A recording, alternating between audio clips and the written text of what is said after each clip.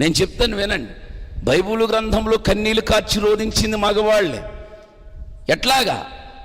ఎట్లాగా దావీదును నాతాను ప్రవక్త వచ్చి గద్దించినప్పుడు అతడు కన్నీళ్లు విడిచుచు పరుపు తేలిపోయేలాగా ఏడ్చింది, కన్నీళ్లు విడిచింది ఒక దావీదు మగవాడు. హిజ్కియా కన్నీళ్లు కార్చాడు, అతడు మగవాడు, ఆయుస్సు సంపాదించుకున్నాడు. ఇర్మియా యెరూషలేమును చూచి నా కన్నులు కన్నీటి ఊటగాను నా తల జలమయముగాను మారిపోయింది అన్నాడు, అతడు మగవాడే.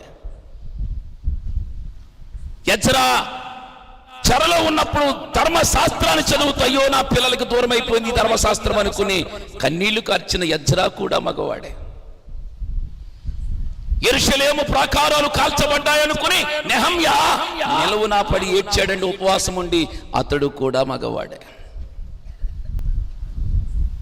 యాకోబు మగసిరి కలిగిన వాడే హోషేయ గ్రంథములో దూతను గెలిచాడని అతడు కూడా కన్నీళ్లు కార్చాడని చెప్పిన యాకోబు కూడా మగవాడే.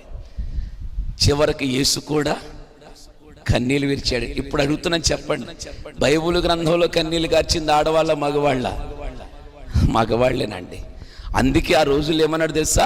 రోదనము చేయు స్త్రీలను కనుగొనండి అంటే లేరు.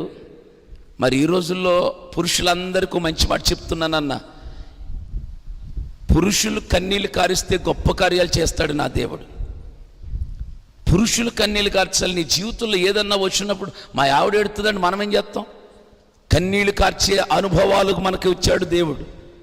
ఆ కన్నీళ్ళు ఎప్పుడైతే తెలుసా? దైవ చిత్తానుసారమైన దుఃఖము రక్షణార్థమైనటువంటి మారు మనసును కలగజేస్తుంది. పురుషులారా మీరు వినాలి, దేవుడు మనకిచ్చిన ఆయుధం కన్నీటి ప్రార్థన. కన్నీటి ప్రార్థన అంటే జనముల వినాశకుడికి భయం. నేను అంటాను, ఏ పురుషుడు ఎర్లీ మార్నింగ్ లేచి, ఏ పురుషుడు కుటుంబ ప్రార్థనలో కూర్చుని, ఏ పురుషుడు తన ఇంట్లో ప్రార్థన, ఏ పురుషుడు తన సంఘంలో ప్రార్థన, కన్నీటి ప్రార్థన చేస్తాడో ఆ కన్నీటి ప్రార్థన వల్ల జయ జీవితాన్ని ఇస్తాడు నా దేవుడు. కొట్ట దగ్గరగా చెప్పట్లు, జయ జీవితాన్ని.